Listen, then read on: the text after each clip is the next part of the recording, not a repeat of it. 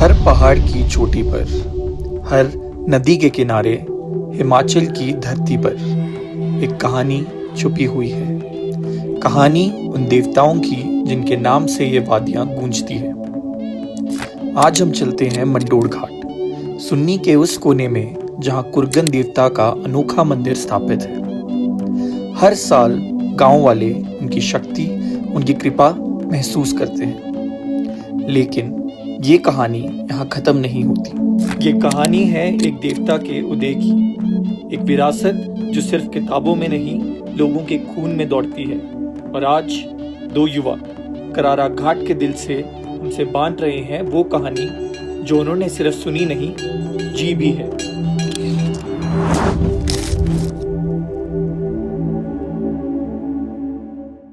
तो जो हमारे कुर्गन देवता जी है, उनका जो सिरमौर के वो राजा कहलाते थे, उनके जो पिता का नाम था वो था वीर प्रकाश। वो वहाँ के राजा हुआ करते थे।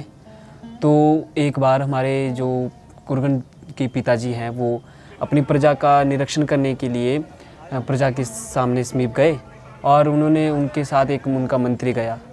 तो वो जहाँ पे वो गए थे वहाँ पे एक मेला लगा हुआ था। वहाँ पे एक छनार जाति का कर्तव्य दिखाता था। वो जो कर्तव्य दिखाता था वो उसकी एक पत्नी थी जो एक प्रतिव्रता नारी थी और वो बहुत सुंदर थी, आकर्षित, बहुत अच्छी थी वो देखने में। तो उनका जो मंत्री था वो वहाँ पे गया, उसने वहाँ पे उनको देखा और उसको लगा कि जो ये सुंदर नारी है वो हमारे राज्य की शोभा बढ़ा सकती है, परंतु वह एक नीच जाति से संबंध रखती थी। तो वहाँ पे जब हमारे मंत्री जी गए तो उन्होंने राजा के पास गए और उन्होंने कहा कि राजा, हमने यहाँ पे भ्रमण करते हुए एक स्त्री को देखा जो बहुत ही सुंदर थी और गुणवान थी।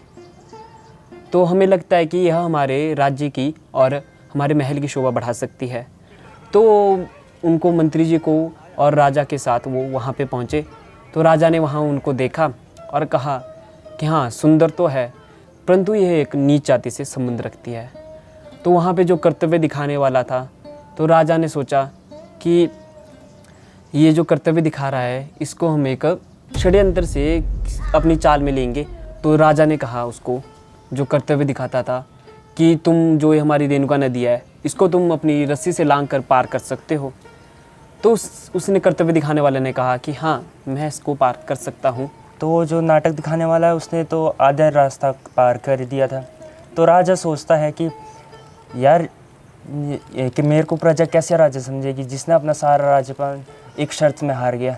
तो राजा ने अपने मंत्री से कहा कि तुम आगे खड़ो, और वो राजा पीछे से उसने उस रस्सी को काट दिया जिससे वह छिनार उस नदी में डूब गया।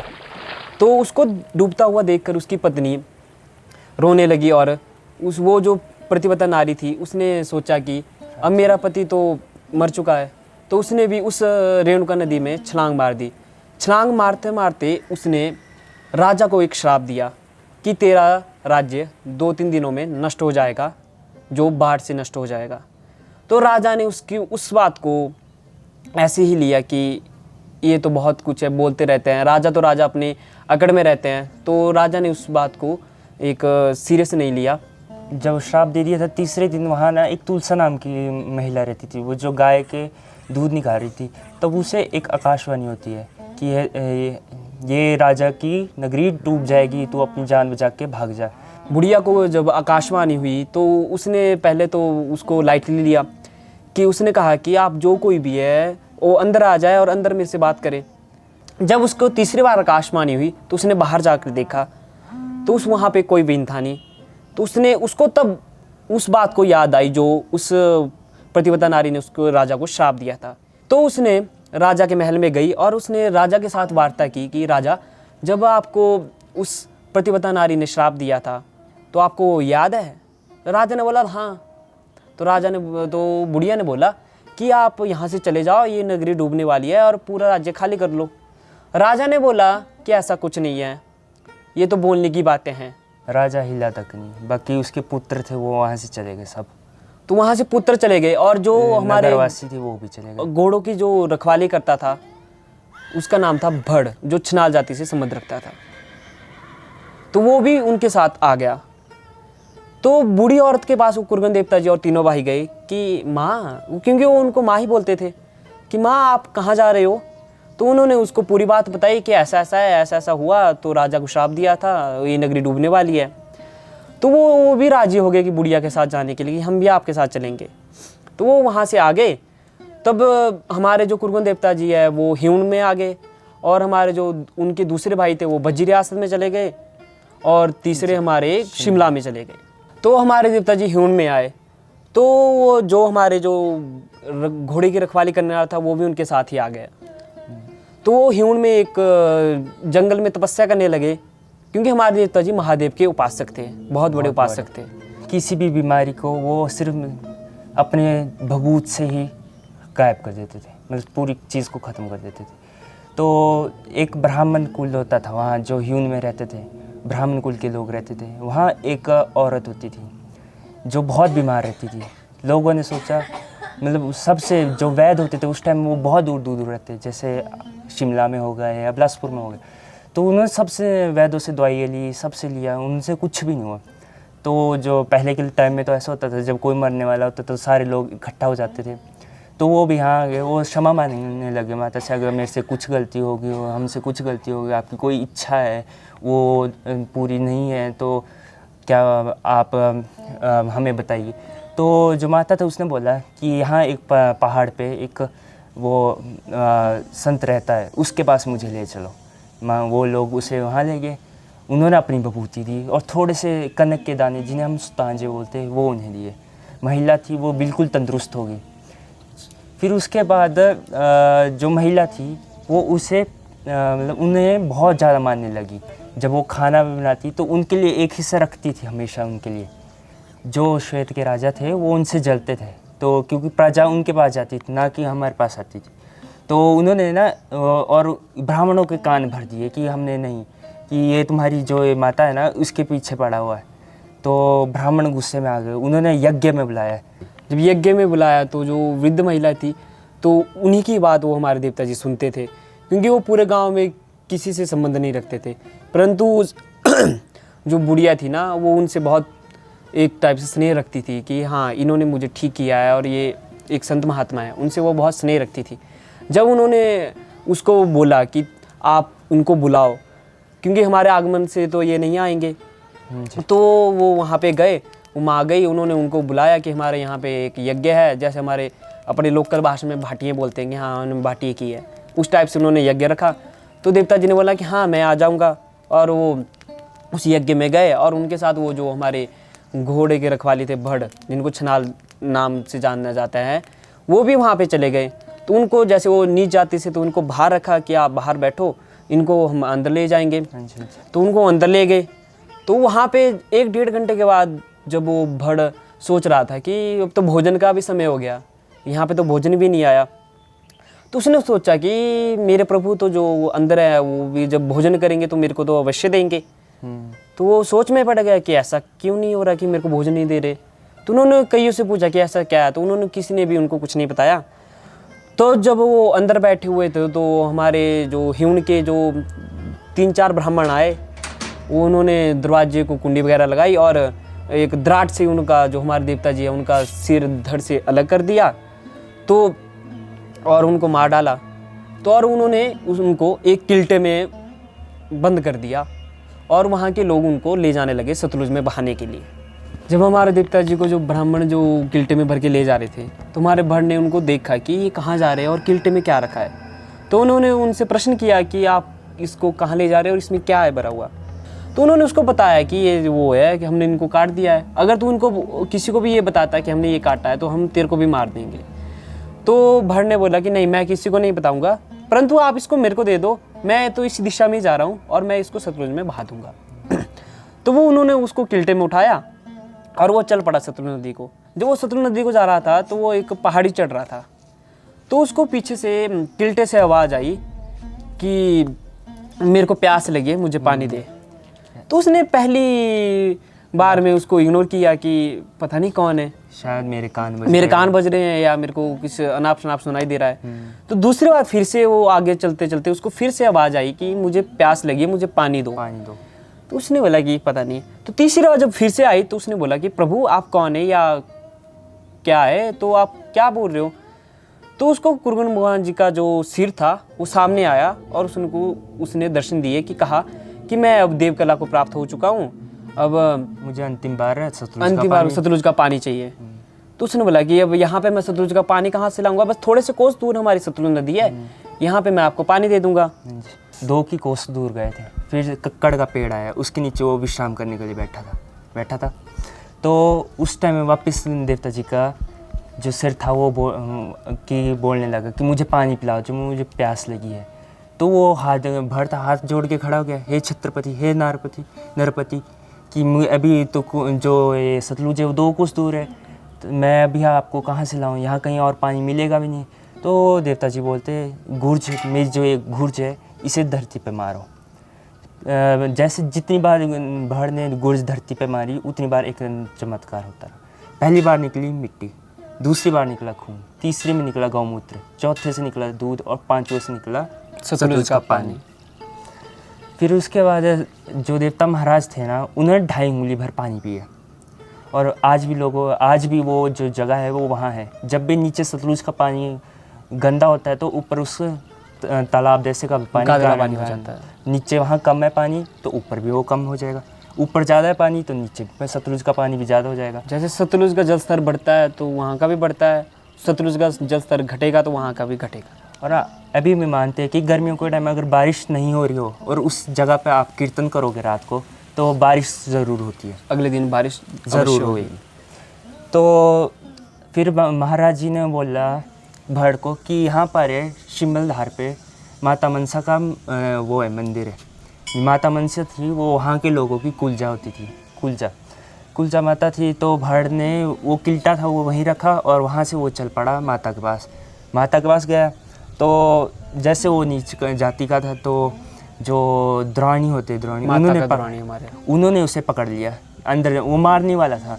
पर माता प्रकट हुई, माता ने उसको रोका और बोला पूछा कि तुम यहाँ क्यों आए हो।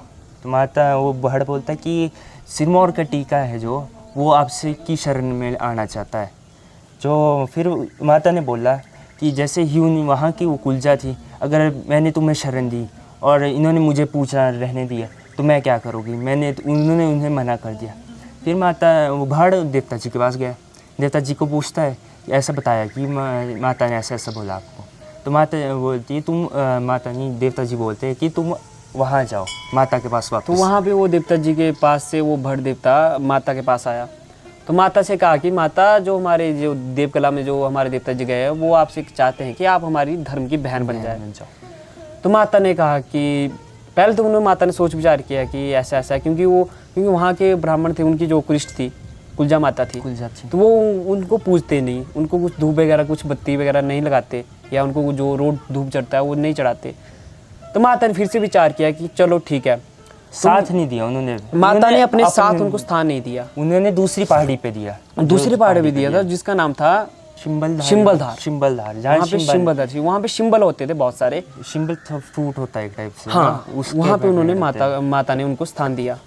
तब वो भड़ देवता जी के पास गया, उन्होंने बोला कि हाँ स्थान मिल गया। तो वो वहाँ पे शिम्बलधार पे गए, जैसे ही भड़ ने उनका शीश वहाँ पे रखा वो शीश और धड़ गायब शिला में परिवर्तित हो गया, मतलब वो एक पत्थर की मूर्त बन गई वहाँ पे। और वो भड़ थे वो अपने स्थान पे चले गए और वहाँ उन्होंने तपस्या की। और अगले दिन जब वो वहाँ पे जो स्थापित हुए थे हमारी मूर्ति जो पत्थरों में, तो वहाँ से एक गाय चारते थे पहले। तो 2 बंदे गाय चारने आ रहे थे। तो वहाँ पे क्योंकि पहले ऐसा ही होता था कि 2 बंदे गाय को भेज दिया और सारे गांव की गाय एक साथ जाती थी। तो उन्होंने देखा कि गाय जब भी घर में आती थी तो दूध वो देती नहीं। तो एक बार गांव वालों ने वहाँ जाके देखा कि ये 2 बंदे तो इतना दूध पी नहीं सकते, तो ये जाता कहाँ है दूध। तो वहाँ गए, उन्होंने देखा कि गायों के थनों से अपने आप ही उस शिला पे दूध गिर रहा है। उन्होंने वो चीज़ वहाँ से खोदनी चाहिए। उन्हें जैसे पहले झब्बल होती है, झब्बल से मारा ना उस पर, तो उस शिला से खून निकलने लगा, मतलब पत्थर से बहुत ज़्यादा खून निकलने लगा। तो वहाँ के वो लोग डर गए कि यहाँ पे कोई बुरी चीज़ है या कोई बुरी आत्मा है। तो वहाँ के लोगों ने एक अपनी पंचायत बिठाई और वहाँ से विचार करने लगे शाम को। तो वहाँ से एक रात को एक व्यक्ति आता है अपने घर की ओर को, और वहाँ पे बहुत अंधेरा था, तो वो एक गड्ढे में गिरता है। हाँ जी, हाँ जी। तो वहाँ पे वो देखता है कि उसका हाथ ऐसे लगता है जैसे बंदा गिरता है तो हाथ वगैरह लगाता है कि हाँ मैं ऊपर को जाता हूँ। उसको लगा कि किसी का शीश है, सिर है जिससे खून निकल रहा है। उस पहले लोग पगड़ी पहनते थे तो उसने अपनी पगड़ी उसके सिर में बांध दी, आधी काट के उसके सिर में बांध दी। तो वहाँ से निकल, वहाँ पे रह गया। पर उसने वहाँ से पूछा कि आप है कौन और यहाँ से कैसे गिरे? तो वो तो पहले कुछ नहीं बोल रहे। तो उसने फिर से पूछा कि आप है कौन और यहाँ पे कैसे गिरे और आपकी चोट कैसे लगी? तो वहाँ पे उन्होंने फिर से कुछ नहीं बोला। तीसरे बार उनसे वचन लेता है कि आप है कौन, मुझे बताओ कैसे हुआ। तब देवता जी उसको प्रकट होकर बताते हैं कि मैं देवता कुरुगण प्रकाश हूँ और मुझे देव कला प्राप्त हो गई है और मैं ऐसे ऐसे रोगों को निवारण करने वाला हूँ, और अगर तू ये किसी को भी ये बात बताता है तो तू अगले दिन को मर जाएगा। तो उसने देवता जी ने उनसे कसम ली कि तू किसी को बताता तो ऐसा होगा। उसने भी कसम दे दी कि हाँ मैंने किसी को नहीं बताऊंगा। और वो आगे चला गया और ह्यूण के ब्राह्मणों से अपने लिए एक मशाल मांगने लगा, क्योंकि अंधेरा बहुत था। तो उसने सोचा कि एक मशाल जला के आगे चल पड़ूंगा। तो वहाँ पे उन्होंने बैठा देखकर सबसे पूछा कि आप ऐसे क्यों बैठे हैं सब लोग, क्या बात होगी? तो उन्होंने बताया कि ऐसा ऐसा हो गया, वहाँ पे हमने वो एक मूर्ति है उसको खुदाई करने लगे तो वहाँ से खून वगैरह निकल गया, पता नहीं क्या कौन सी प्रेत आत्मा है। तो जब वो सोचने लगा कि ये तो कोई आत्मा वगैरह तो नहीं है पर देवता जी है, अगर मैं इनको बता दूंगा तो मैं मर जाऊंगा। तो उसने सोच विचार किया। बाद में उसने फिर से सोचा कि अगर मैं तो इनको बता दूंगा इसमें जान तो मेरी जाएगी, बाकी सबका तो सभी भला हो जाएगा। तो उसने सोचा कि हाँ तो मेरी जान जाती है पर पूरे गांव का तो, सृष्टि का तो भला हो जाएगा। तो उन्होंने उन गांव वालों को बताया कि ये कोई प्रेत आत्मा नहीं है, ये हमारे देवता जी है जो सिरमौर के टीका थे और उनको आपके गांव वालों ने ही किसी कारणवश उनको मार दिया। तो गांव वालों ने उनका मंदिर बनाने की सोची कि अच्छा ऐसा, तो वो मंदिर बनाने लगे वहाँ पे। वो जितनी बार भी वहाँ से मंदिर बनाने लगे वो उतनी बार ही ढलता था, अगले दिन को ढल जाता था, टूट जाएगा, बनता ही नहीं था। 3-4 बार उन्होंने ऐसा किया कि वो बनता नहीं था। तो उन्होंने सोचा कि ये क्या हो रहा है।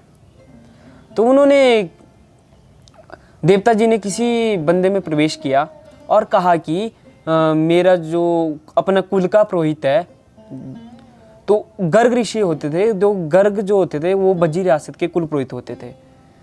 तो उन्होंने कहा कि हमें ये पुरोहित, मुझे अपना पुरोहित चाहिए जिससे मेरी पूजा होगी, इसी कारणवश हमारा मंदिर बनेगा।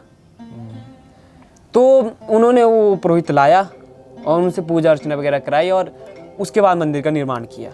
जो पुजारी था उनका नाम हिंगराता था, जो हमारे देवता जी के पुजारी थे। तो एक बार ऐसा हुआ कि बिलासपुर जो हमारी रियासत है वहाँ के कुछ सैनिक हमारी रियासत में आए और वहाँ आड़ू के पेड़ होते ना, वो वहाँ थे, उसको तोड़ने लगे कि खाने लगे। पुजारी लड़ा उनसे कि मैं सबसे पहले देवता जी को दूंगा फिर उसके बाद तुम्हें दूंगा, क्योंकि वो वहाँ पे जूते समेत ही चढ़ गए उनमें पेड़ों पे। तो पुजारी जूठा करने लगे क्योंकि वो तो प्रसाद था, वो क्योंकि जो उसने वहाँ पे फल वगैरह लगाए थे वो उनको प्रसाद के तौर पे सबको बांटता था। पहले देवता जी को अर्पण करेगा और उसके बाद सबको बांटेगा। तो उसने देखा कि ये तो हमारे इन फलों का अनादर है, देवता जी का अनादर है। तो उसके अंदर ही देवता जी ने प्रवेश कर लिया और उन्हीं के सामने, सैनिकों के सामने, उनकी जो भी तलवारें थी, क्योंकि वो तो उनके साथ लड़ाई करने के लिए फंसे, तो उनके सामने जो तलवारें थी उन्होंने उनको निगल लिया अपने पेटों में। ना उनको काटा ना कुछ किया, सीधा ही निगल दिया। और सैनिक घबरा गए कि ये कौन सी शक्ति है जो इसने ऐसे ही खुद निकल गया। तो वो वहाँ से भाग गए और बिलासपुर में पहुँच गए अपने राजा के पास। और राजा के पास सारा वितरण जो कहानी है उसको सारा उनके समक्ष प्रस्तुत किया कि राजा हम यहाँ पे गए थे और ऐसा ऐसा हुआ। राजा ने बोला कि ये कैसे हो सकता है। तो राजा ने यहाँ से उनको प्रस्ताव दिया कि आप हमारे ढोल नगारों से और हमारे देवता की जो गुर्ज और सांगल है उनके समेत आप हमारे और आए। तो उसके बाद जब वो वहाँ से चले, जहाँ जहाँ उन्होंने विश्राम किया, जहाँ उन्होंने उस गुड़ सांगल को रखने के लिए जगह बनाई, वहाँ जिसे हम पिंडी बोलते हैं, जैसे हमारे यहाँ पर दानू घाट के पास पष्टी होगी, कराड़ा घाट हो गया, वहाँ वो पिंडी जैसी बनेगी। फिर उसके बाद आप नीचे जाओगे भराड़ी, वहाँ भी एक भराड़ी घाट है, वहाँ भी एक जगह पे पिंडी बनी है नीचे। फिर उससे आगे जाते जाते वैसे ही बहुत नीचे तक कुरुगण देवता के मंदिर। तो वहाँ वो पहुँचे, उन्होंने बताया कि ये था। वो राजा गुस्सा में, क्योंकि उसको सिर्फ वो ढोल जैसे दिखे, ढोल नगाड़े दिखे और वो सांगल और घुस दिखी। उसको अपनी तलवार नहीं दिखी उधर कि मेरी जो तलवार है वो कहाँ पे है। तो वो गुस्से में आ गया कि तुम झूठ बोलते हो। उसने वो जो ढोल नगाड़े थे वो सतलुज में फेंक दिए, तप्तपानी की साइड। तो जो उस टाइम क्या बोलते हैं, वहाँ रात को वो जब भी सोता था ना, उस नदी से वो ढोल नगाड़े बजने लग जाते थे हमेशा। रात को जब भी वो सोने लगेगा ढोल नगाड़े बजते रहेंगे। क्योंकि हमारे जो रियासत थी वहाँ पे देवता जी की रोज़ पूजा अर्चना होती थी, तो उसी समय वो नगाड़े बजते रहेंगे हमेशा। वो परेशान हो जाता है कि क्या है। वो वहाँ से आया वापस यहाँ इधर देवता जी के मंदिर में, उसने प्रार्थना गाई, हे प्रभु मुझे मेरी गलती पे माफ़ करना, मुझे क्षमा दीजिए। तो आज भी नीचे बिलासपुर में, नीचे सुकेत में हमारे देवता जी के मंदिर है। क्योंकि उसने देखा कि सतलुज नदी के ऊपर हमारे देवता जी के जो भी नगाड़े वगैरह वाद्य यंत्र सारे बज रहे थे, ऊपर उठ के खुद बज रहे थे। उसने देखा ये कैसे हो सकता है। तो उसने उनसे कहा कि जब देवता जी पुजारी में प्रवेश फिर से किया, तो उसने कहा कि तूने मेरे को यहाँ पे बुलाया और तूने मेरा अनादर किया, तब ये नगाड़े वगैरह तेरे को सुनाई दे रहे हैं। तो उन्होंने कहा कि उस राजा ने उनसे क्षमा प्रार्थना की और कहा कि मैं आपको नए वाद्य यंत्र आपको भेंट करूँगा और आप शांत हो जाएं। और जब भी हमारे देवता जी कहीं जाते हैं तो हमारे जब 4 बजते हैं सुबह के, कहा जाता है कि वो देव समय होता है। वहाँ पे हमारे जब जाते थे पहले तो वो जो हमारे ढोल है वो खुद बजा करते थे सुबह 4 बजे देवता जी को उठाने के लिए। जब हमारा शयन होता है रात को, उसके बाद सुबह उठाने के लिए। तो उसके बाद जब हमारे देवता जी की जो प्रथा है, जो जातरा की प्रथा है, वो वहाँ से स्टार्ट हुई। तो हमारे जैसे भी जितने भी रथ बने थे पहले, तो उनमें सारे देवताओं के जो हमारे जो मेहरे थे वो सारे अष्टधातु के बने हुए थे। तो हमारे देवता जी के पास मनसा माता सबसे पहले होती थी। हमारे देवता के साथ मनसा माता चलते हैं, हमारे देवता के साथ देवता दुरानी महाराज चलते हैं, हमारे देवता के साथ भड़ चलते हैं जो हमारे देवता जी के साथ रहते सेवक थे। और हमारे साथ एक दानो देवता भी चलते हैं जो वहाँ के राजा थे, परे शिम्बलधार के राजा थे। जिन दानुदेव को सहस्त्र बाहु माना जाता है, शिव का अंश, जिनको परशुराम ने मारा था। क्योंकि हमारे जो शस्त्र बाहु थे उनकी बहुत सारी भुजाएं थी जिनको परशुराम ने उनको काटा था और उनको मार गिराया था। तो हमारे जैसे भी हमारे लोग थे वो मनोकामना मांगते थे। तो जब मनोकामना मानते थे उनसे बोलते थे कि जब हमारी मनोकामना पूरी हो जाएगी तो हम आपको रथ और वाद्य यंत्र साज बाज के साथ अपने घर में लाएंगे और आपकी विधि करेंगे, पूजा जो भी पूजा अर्चना है तो उनको आपको भेंट करेंगे। तो उसके बाद देवता जी वहाँ पे जाते थे और वहाँ पे अपना आशीर्वाद देते थे और देव कला दिखाते थे और नृत्य करते थे। तो जब 4 पहरों में हमारे जब 4 पहर होते थे तो हमारे देवता जी की अखाड़ा लगता था। वहाँ पे देवता जी जो भी गांव की किसी की भी कोई भी अड़चन हो, किसी का भी कुछ काम नहीं बन रहा हो, उसको पूरा करते थे। किसी हमारे भाषा में देउआ कहा जाता है, उसमें प्रवेश करके जहाँ पे हम अभी बैठे हैं। तो हमारे देवता जी का यहाँ पे भी एक स्थान है। सबसे पहला स्थान है हमारा मंढोड़ घाट में, क्योंकि मंढोड़ घाट का मंढोड़ तब कहा गया जब मंढोड़ घाट बोलते हैं तो मूंड है, मूंड का नाम है सिर, तब वहाँ का नाम मंढोड़ घाट पड़ा। और वहीं से हमारे देवता जी जब बिलासपुर में गए तो वो कई स्थानों में बैठे, जैसे हमारे पष्टी में बैठे, हमारे यहाँ पे कराड़ा घाट में, ज्ञाना में। पहले जो हमारे देवता जी थे जो कराड़ा घाट के हैं वो सबसे पहले ज्ञाना में रहते थे। हमारे ज्ञाना में देवता जी के 2 रथ हुआ करते थे। तो जब ज्ञाना के लोग हैं, हम ब्राह्मण थे, तो जब हम ब्राह्मण लोग हल नहीं चलाते थे और जो वहाँ की ज़मीन थी वो उपजाऊ ज़मीन हो जाया करती थी। तो हमारे जो भी ज्ञाना के जो हम ब्राह्मण थे तो हमारे को जो ठाकुर हुआ करते थे उन्होंने कहा कि आप हल वगैरह या खेती बाड़ी तो नहीं करते, आप ऊपर क्षेत्र में चले जाइए, आप अपने पूजा पाठ कीजिए और हमारे इन देवता जी को भी अपने साथ ले जाइए और अपनी पूजा अर्चना करते रहे और देवता जी को धूप वगैरह लगाते रहे। तो इसी कारणवश हमारे देवता जी और हम कराड़ा घाट में वास किया हमने। तो यहाँ पे हम अपनी पूजा अर्चना करते रहे, तो हमारे देवता जी के पुजारी बनते रहे। हम जो भी कराड़ा घाट के भी जितने भी वासी है वो हमारे सब देवता जी के पुजारी है।